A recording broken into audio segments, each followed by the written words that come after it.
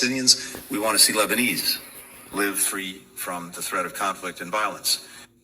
Yeah, lots to discuss here. Let's bring in former U.S. Ambassador to Malta and President of the Middle East Policy Council, Gina Abercrombie-Winstanley. Always great to have you on the program. Prime Minister Netanyahu has been authorized by his security cabinet today to decide on the manner and timing of a response. How do you think the Prime Minister might proceed? Well, he's got some options in front of him and things to weigh. As your package pointed out, he's got a lot of pressure on him to confine the response. He's got a tired military. The war in Gaza, of course, is now over 9 months. To open up a second front at the same time is going to stretch them terribly. So he's got pressure to come to a conclusion on that ceasefire from outside of Israel as well as strongly inside Israel.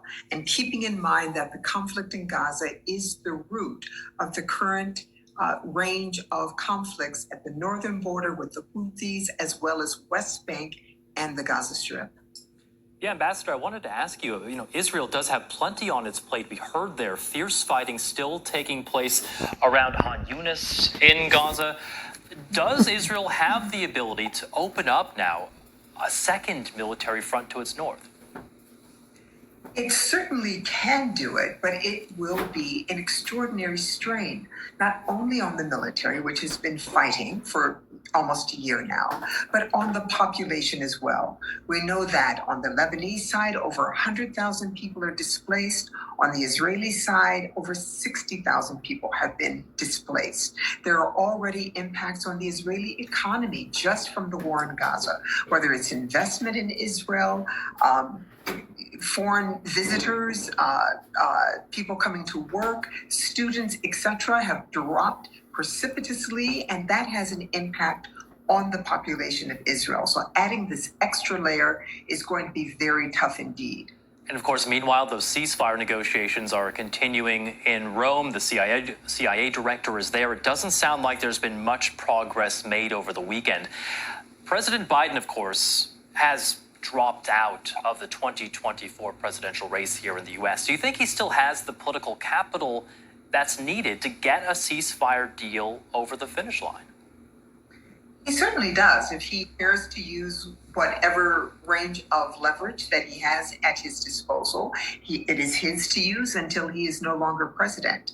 But keep in mind that this recent visit from the Prime Minister to the United States, meeting the president, meeting the vice president, the likely Democratic nominee, and meeting former President Trump, he heard similar messages from all three, as we've heard from the readouts from all of those meetings.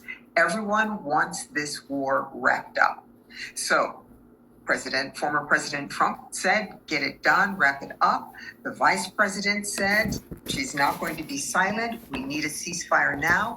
And of course, you heard it from the person in charge, and that is President Biden. And how do you see President Biden dealing now with this latest flare-up of violence to the north of Israel with Hezbollah? He may have his hands tied a bit, but we've seen so many different missions to the region by Secretary of State Antony Blinken to try to keep this conflict from spreading to other nations. Yeah, it reminds me of my younger days as a diplomat in the Middle East, former secretaries of state doing shuttle diplomacy. The president has leverage to be used, and he wants the deal done. He would certainly want it done before he leaves office. In the end, getting a ceasefire is good for Israel as well as the Palestinians. And the ability to do a deal is in the hands of the prime minister and, of course, the head of Hamas, Yahya Sinwar. Neither of these two may feel the pressure that is on their populations to get peace in place in the Gaza Strip, because, of course, it has impacts on their political standing. Now, with the Knesset in recess, the prime minister is unlikely to go anywhere anytime soon. So he's got a bit more leverage. Therefore, there is more hope at this time that he will make the decisions that will help bring about a ceasefire. Former U.S. Ambassador to Malta and the President of the Middle East Policy Council, Gina Abercrombie-Winstanley, thank you so much for your thoughts.